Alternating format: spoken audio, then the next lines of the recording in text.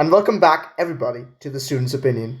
Today, we are here to talk for the 15th episode and looking into the US college education process and the way of application systems.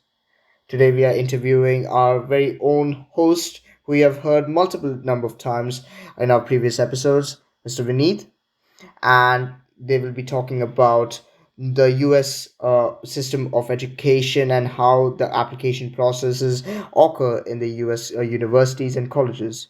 So instead of wasting any further time, let's get right into the topic. So, as I'm able to understand, you have applied to US universities.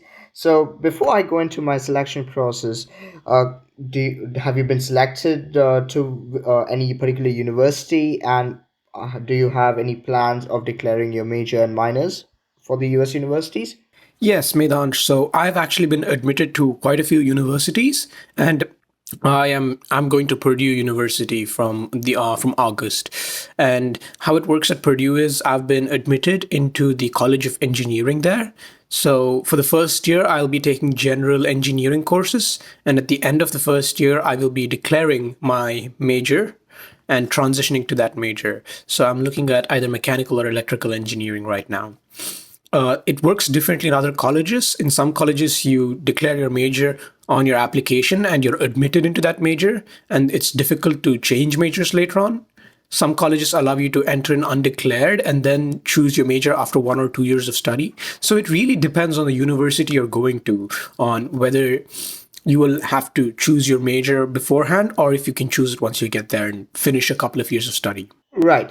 So, as you said, you got selected to a large number of universities, and that essentially means that you also applied to a good number of universities. So, my next question is, what factors did you consider when choosing which colleges to apply to? Um, Usually, people look at a variety of factors like how the college fits their needs and wants, the location of the college, the professors, the quality of education, and so on. And it was no different for me either. I was looking at colleges that have a good reputation for engineering because I'm looking to get into an engineering major. And that's what I used to shortlist my colleges and decide which ones I wanted to apply to. But that's how it works for most people. And usually in this process, they take the assistance of school counselors and their parents. That way they can make a list of colleges who they are applying to and which they are comfortable attending if they get accepted. How did you personally go about researching colleges and gathering information about them? Yeah, there are a variety of ways to research it, research institutions and what programs they offer. So I first looked at the general college rankings, and these rankings you have to take with a grain of salt because they're made by a central institution like the US News, for one, and they rank colleges based on certain criteria. And based on that criteria, you can make your own judgments, but then it's not going to be 100% perfect. And that's one way you could look at it. And after that, I would say you look at the universities that really piqued your interest. And you go research the universities and their websites. So it's really accessible, all these universities and their websites. You just need to type the university name in Google and you get the website of the university. And inside that, they have all the information about their institution, what they're doing, their vision, their students, their campus life, everything interspersed with pictures and text. And that's a really informative way to learn about colleges. Another thing you could do is go to College Board and look at their college profiles. So College Board is the nonprofit organization that connect students to colleges through AP tests, SAT tests, and other scholarship opportunities. So they're sort of your middleman if you're looking to get into college. You could look at their college profiles and get a better idea of how colleges work. And finally, I would say is talking to school counselors who've been in the industry for a long time. So they know how college applications work and they can advise you on different colleges that you're interested in, what might suit you better. And also, oftentimes, your school would organize college visits where other colleges come and visit your school. So there are counselors from the colleges coming in, and they talk to students, talk about their programs, and try to encourage students to apply. And that's also another great way to learn about colleges that you're interested in. Right. So we've also heard about a lot of visiting colleges and universities. So did you visit any colleges before applying? And if so, how did those visits influence your decision making? Um, yeah, so I did talk to a lot of my friends, and they visited quite a few universities just to see how the university is, what the atmosphere and ambience is like. And that does help some people make their decisions. But to me, what mattered more was the quality of education rather than the place itself. So I didn't really visit many universities. The only ones I did visit were a few around here in California. University of California at Berkeley, at Los Angeles and Irvine, and Stanford University because it was close by to where I live. And those are the only ones I visited, and they did not really play a big part in my decision to apply to them because I was going to apply to them either way. They're really good institutions for engineering. That makes a great deal of sense, especially when you're going into a branch such as engineering. And I'm curious, since engineering is a part of STEM, what standardized tests did you take as part of the college admission process, and how did you prepare for them? Yeah, so standardized tests is a good question, but I think presently a lot of colleges, at least for this application cycle and a couple of application cycles before, they weren't considering them because of the pandemic. There have been large scale disruptions to how we study and how we learn, and colleges felt that standardized tests were just adding unnecessary and undue pressure on students. So they scrapped the concept. And most of the colleges I applied to either were test blind, that is, they weren't looking at standardized tests, or they were test optional. So they might consider it, but then if you do not submit your standardized test score, it wouldn't be held against you. And the only standardized test scores they were looking at were the SAT and ACT. Those are scholastic aptitude tests, and I don't remember what the ACT stands for. But yeah, those are the tests that are considered standardized tests here. And a lot of colleges did not consider it. But there are other tests like the AP tests, which they did consider. And those you usually studied through school. So you would take AP classes at school and then take the AP exam. So colleges felt that it's a fair reflection of what you've learned through the school year, and they decided to keep that and evaluate students based on their AP exam scores. And IB as well. We have the IB system that you're studying in some schools here in the United States. So they would consider IB scores as well. And usually taking an IB or being part of an IB program shows that you are committed to more advanced academics. So it adds weight to your application. Now, for SAT and ACT, if I'm not wrong, some schools are slowly reinstating those test requirements from this year's application cycle. So it does not hurt to have it on your portfolio. And to prepare for the tests, I would suggest going to Khan Academy. They have extremely good resources to prepare for the SAT, especially. They have lessons, they have tests, they have individual section practices, and just doing all the practice tests that they offer would really prepare you to take these standardized tests like the SAT. Well, that's certainly interesting considering the fact that various universities might be looking into reintroducing the SAT and ACTs as compulsory in parts of the application. And but then again, since you're part of the STEMs, and I'm concentrating on STEM because you're going to do engineering, so did you take any part in any other extracurricular activities or let's say community service? And if so, did these experiences impact your college applications, and how did they impact them? Yeah, now this requires a deep dive into the college application, and there's an entire section of the application devoted to your extracurriculars and the co curricular activities you've been part of throughout high school. And it's a way for colleges to look for students who are not just purely focused on academics, but also do other things that they're passionate about and interested in. And this is where people list all the extracurricular activities they've been part of, like debate, speech, sports at school, musical instruments, community service, or some other project that they've been part of, like us running a podcast now, running a YouTube channel. It could be anything under the sun that you can list here. And this is what students try to do, because I've seen a lot of students are able to comfortably handle academics, so they are left with a lot of free time which they can devote to other passions and other interests that they have. Now, I did a fair bit of debating and quizzing when I was back in India. I was also part of my school's editorial team to which prepared the school magazine in 10th grade. I had some community service that I did back in India and here as well. I played an instrument. I played the violin until 10th grade. So all of these activities I did list on my application. And a lot of the college admissions is a blind process. So we as outsiders don't know what colleges are using to determine who gets elected. So what I can say is your extracurriculars are just another thing that you present to build your case to be admitted into a university. But they are not a big part of the decision making process, would you say, or do they do play a significant impact?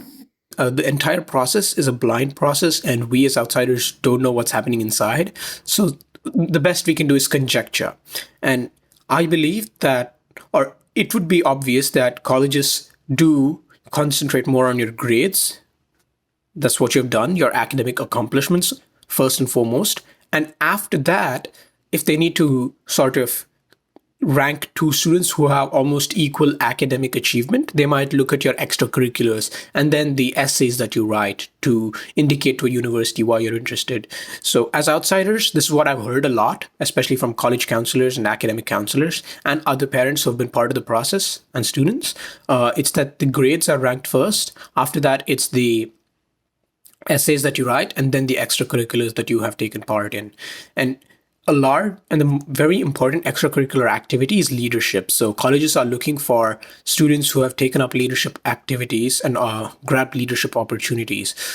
Students who have been part of or who have held explicit leadership roles or assumed implicit leadership responsibilities are viewed as more well developed by colleges, is what a lot of people theorize. That's because leadership does help you build the character, and I think you can agree there, as you've been part of student government. Right, I can certainly agree with that as well. And as you mentioned in your previous answer as well, uh, a significant part is the college essays. So, how did you approach writing your college essays since you focused on the STEM part of your education? Did you seek any feedback or assistance during the writing process? So, how does it exactly work out? Our listeners are curious to know about it. Yes, now college essays are the biggest part of your application, and in my opinion, the hardest because they take the most time to complete. Most of the college application is things that you have done. So it's just filling out the form. Like you just report your grades, you report your extracurriculars, and probably write a sentence or two about what you've accomplished in those extracurriculars. But the essay is where you really got to devote a lot of time. Now, why I say that is because we, again, don't know what colleges are basing it on, so we cannot leave anything to chance. We have to do our best on every part of the application if we want to, or if we hope to get into the university we want to get into. And the essays differ from college to college, but usually a lot of them have similar essays, as in they want a similar story, but the way you present it differs because the prompt is different. And this is where I feel that the college application becomes more of a let's see how good your English is and how good your writing skills are. And that's what I did not like when I was applying. At first, it was bearable in a sense to write your essays, but then after a while, it just got repetitive where I had to repeat the same stories, but then in different forms. And towards the end of the application, I was just tired. I was done. I was hoping it would be over with. So that's how it is. And a lot of colleges, the essays that they ask are like, tell us a significant thing that happened in your life. Tell us why you would want to pursue the major you are pursuing. Tell us why you want to come to our university. Tell us how you would contribute to the diversity in our university. So those are some of the common prompts.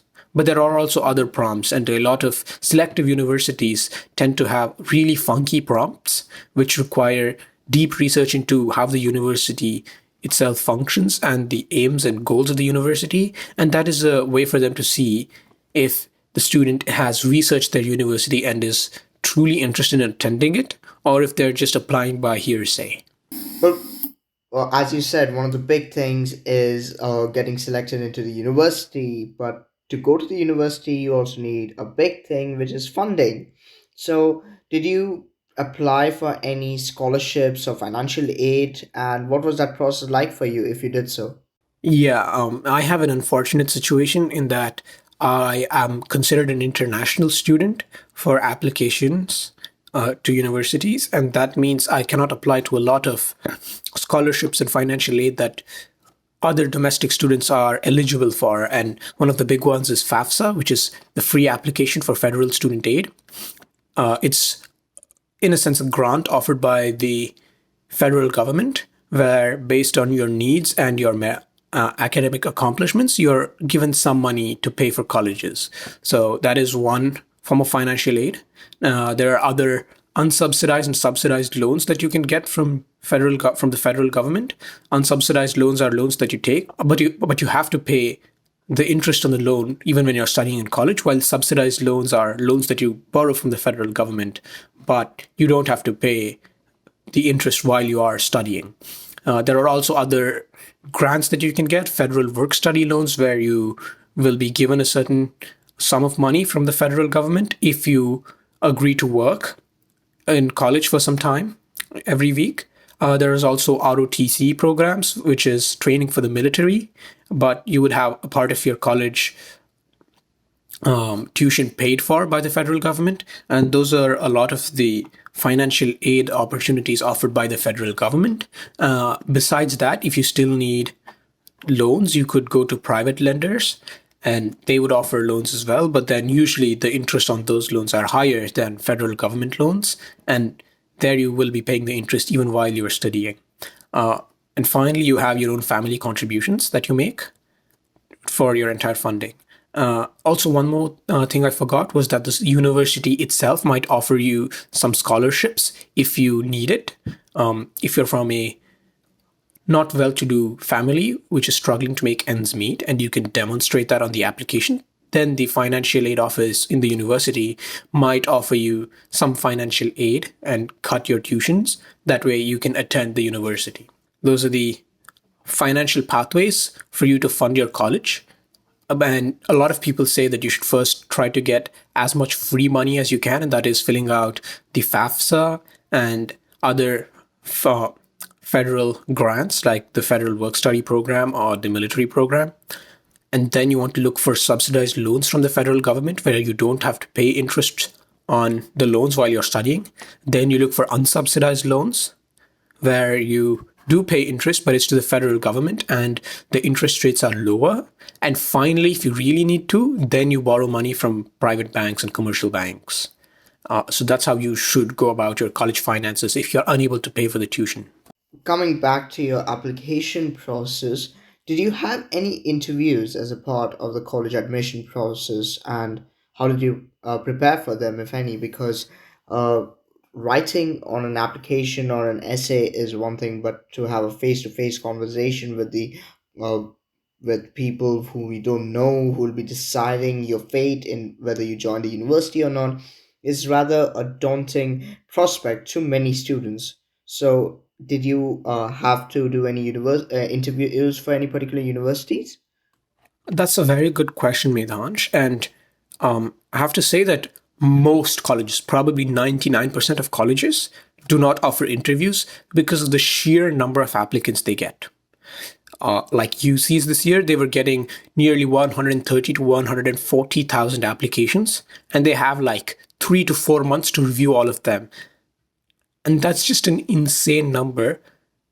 And if you have to get an interview, and usually most interviews last for 45 minutes to an hour, and you have to give it to all of these students, it is simply not feasible, it's not practical. So the only universities that do offer interviews are highly selective universities.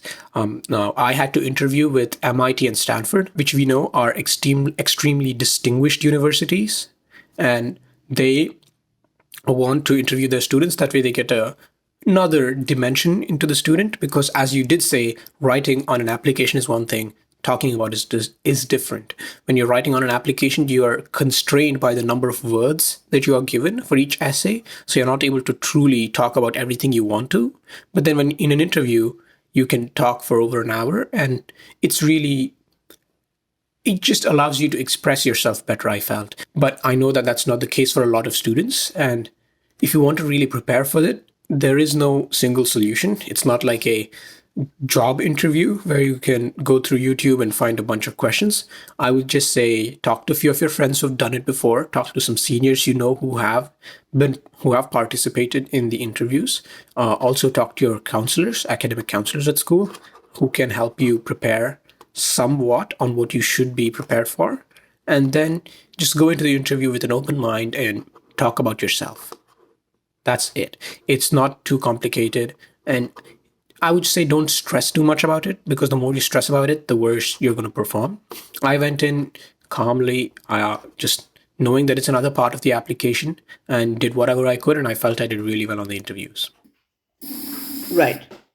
So, did you have to submit letters of recommendation? And how did you select the teachers that you chose to write them for you?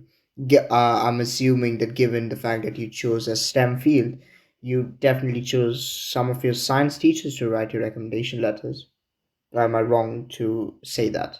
Not at all. That's a good assumption, but I actually asked my maths teacher to write me my letter of recommendation. Close enough, but it's okay. Now, letters of recommendation are another aspect of the college application process, which luckily you don't play a large part of. It's your teacher that writes the letter for you. And usually it's a way for colleges to see an adult talk about you, because so far in the application it's been you talking about what you have done. The colleges would also like another aspect, another view into yourself, and that is through the lens of a teacher. Now, how letters of recommendation work is that not all colleges want that, but this is where you have to research the institutions you're applying to. They would say how many letters of recommendation they want, and depending on the field or major you want to pursue, they will also let you know the requirements for who should write your letter of recommendation. Now, most of my colleges were optional with letters of recommendation. Some of them required one, and some required two. And the ones that required two were highly selective institutions like MIT and Stanford. They wanted a letter of recommendation from a STEM teacher, science, technology, engineering, or math, or and a humanities teacher, a social science, or an English teacher. So that's where I talked to my math teacher, who's taught me for the past 2 years, and I have doing very well in his class. So I knew he could write me a good letter of recommendation. And I also asked my English teacher from last year. When you're requesting letters of recommendation, it is recommended that you ask a teacher that you are familiar with and a teacher who knows you well. And preferably, they've taught you either in the 10th or the 11th grade, because ninth grade is a pretty long time ago, and 12th grade, the teachers don't know you as well. So if you do need to submit a letter of recommendation, talk to teachers who know you and who've taught you in 10th or 11th grade. And oftentimes, in college application season, a lot of students are asking for letters of recommendation. So it is advised that you go talk to your teacher who you want to write your letter of recommendation for you as soon as your 12th grade starts, or as soon as the school year when you're applying to college begins. Right. Well, that's certainly interesting. I would have definitely suspected that you would have chosen two of your science teachers, but apparently I was wrong. Um, Now, coming to another part of the US application process is the question of early decision or early action programs. So, the question that is presented to you is: did you apply to any early decision or early action programs? And if so, what was that experience like? Now, let me explain what each of these plans are. The entire college application system has two slots, essentially, to make it easier for the university to review the thousands of applications they get and to make a decision. The first one is the early cycle. Usually, here you have to submit your application from the middle of October to the middle of November. The deadlines vary by each school, but often most universities have their deadline as 1st November. And this is the early action. What this is you submit your application early, that is by the 1st November deadline, and then the colleges review it and they'll get back to you with a decision by the end of January, from mid to end of January. That is early action. And the decision that the college gets back to you with is not binding. So if they accept you, you don't have to attend the university. Now, in contrast to that, we have early decision. In early decision, you have students applying early, again, around the same dates, but they usually get their decisions by the end of December. And the decision that they get is binding on them. So if you're accepted, you have to attend. And usually this is what selective institutions like the Ivy Leagues employ, and also some out of state, for me, out of California, public schools employ. And through this, they try to get students who are really interested in their institution early on. So if you're applying for early decision, you got to be really sure that that is the university you want to attend if you get accepted. Because if you get accepted, it's a binding decision. And oftentimes you have a better chance of getting accepted through early decision because both you and the college know that you're committed to each other if you get accepted. Now that's the early application cycle. And oftentimes, if you're not usually rejected in the early cycle, you are deferred to the regular application cycle. And the regular application cycle deadlines are towards the end of December and the first week of January. Some colleges do have their early or their regular application deadlines to the middle of January or the first week of February. But oftentimes, most college applications are due by the first or second week of January. And the results are announced in March, anytime in March. So from the 1st of March to the 31st of March, you have college decisions from different colleges coming out. And if you applied in the early action pool and you weren't accepted, then you're usually deferred to the regular action pool, which means that your application will be re-evaluated among the thousands of other regular applicants, and then a decision is made. Now, in your regular application cycle, in March, you can get one of three decisions. You can either be accepted into the university you applied to, which is, yeah, you got in, or you can be rejected, which is the college felt that you were not a great fit for them and that you might be more successful in another university, or you could get waitlisted. Now, colleges operate like a business, and they know that not everybody they admit will accept their offer. So what they do is they have a separate pool of students known as the waitlists. And if you have students who were admitted in the regular pool and who did not accept the offer, then to fulfill their incoming class size needs, say they wanted to get 3,000 students in, and of the people they gave admission to, only 2,500 accepted, then they would go to the waitlist and try to fill up their class size.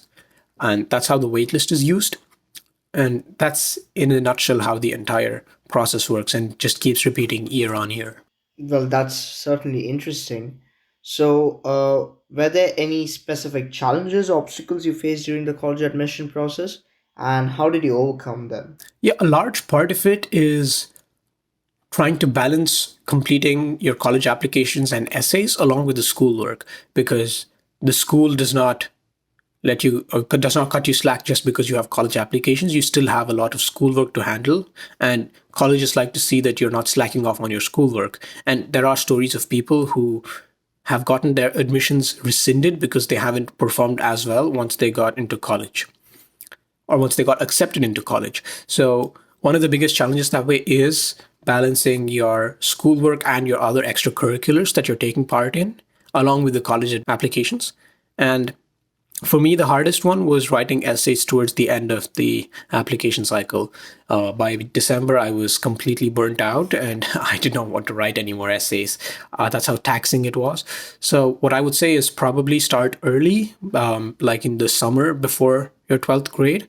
Try to start writing a few essays because a lot of prompts that colleges have for essays are common, or as in the colleges don't change their prompts often. And even if they do, they are usually pretty similar. So if you have a story ready to go, you have to make a few changes and you're ready to submit your applications. And that's why I would say start early and try to space it out, give yourself time to do it, and don't burn yourself out. Right. So did you how did you keep track of all the different application requirements and deadlines? I mean, judging by the fact of how many universities you applied to, there must have been different number of application dates. Submit this, submit that by so and so date. So how did you keep track of all of these? Google Sheets, that's it. Whenever I was looking at a university and if I found any pertinent information, I would just put it down on my Google Sheets that I had. It had all my college names, the application fees, the deadline to submit, the essays, the letter of recommendations, whatever other requirements they had, anything special that applied to me. So that using Google Sheets or Microsoft Excel really helps you stay organized and know what you need to complete for each university that you're applying to. And this is what a lot of college counselors also recommend, that you either use a book and keep track of all your colleges or just use online tools like Excel to organize and structure all the requirements that you have to meet. Right. So, did you have to submit, say, a portfolio of some sort since you entered into a STEM for admissions? Since it is kind of a specialized program, I would say, but I'm not too sure about this. So, did you have to submit a portfolio of any type? No, actually. But yeah, some colleges do require you to submit specialized portfolios, and those are usually for your art and film majors. There, they ask you to submit a portfolio of the work you've done. That way, they can evaluate you. And I think there it is a bit more important. Like, say you're interested in joining an art degree, probably you should show your interest in the subject to the college by showing off some of the work you have been doing over the past few years in high school. So, those colleges or those programs do require you to submit a portfolio of your work, but most programs do not require you to show any sort of portfolio or any of the work that you have done. Right. So, for my final question, or rather, yeah, sort of question, looking back, what advice would you give to students currently going through the college admission process or will be going through the college admission process? Honestly, I would say don't stress too much about getting into selective universities because getting into them is down to luck. Because I know a lot of students in my own school who are extremely well qualified, who have good extracurriculars and academics, but they didn't get into the universities they wanted to. They got rejected from universities they thought would be rather easy to get into. So at the end of the day, it's what you do, but then it's not what you do as well.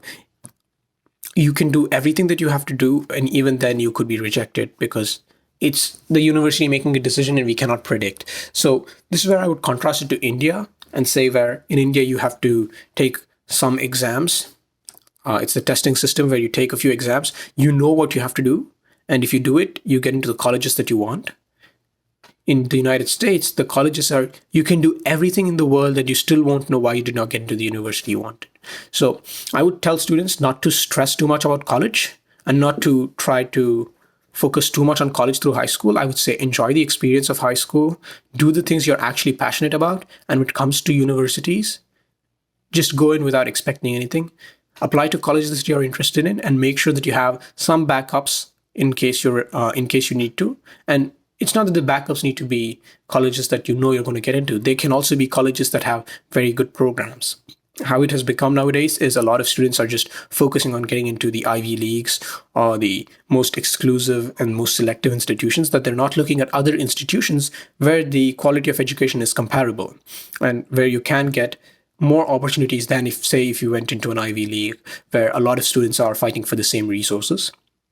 And that's why I would say don't focus on just getting into selective institutions. Make sure you have a good balance of colleges that are selective and colleges that have good programs and that you have a good chance of getting into. And make sure that when you make your college list, you have colleges that you would go to regardless of what others say. Thank you, Vineet, for those inspiring and motivating words. Yeah, and as always, it's a pleasure having you on the podcast as a co host as well. And with that, we conclude our 15th episode here on The Student's Opinion. This episode is exclusively available on Spotify for the first 2 days, after which it will be available on YouTube, Amazon Music, and Google Podcasts. Do subscribe to our YouTube channel to be notified when future episodes drop, and comment on what you thought of this episode. If you have any suggestions, be sure to send us an email at contact.thestudentsopinion@gmail.com. For now, it is Vineet and I signing off.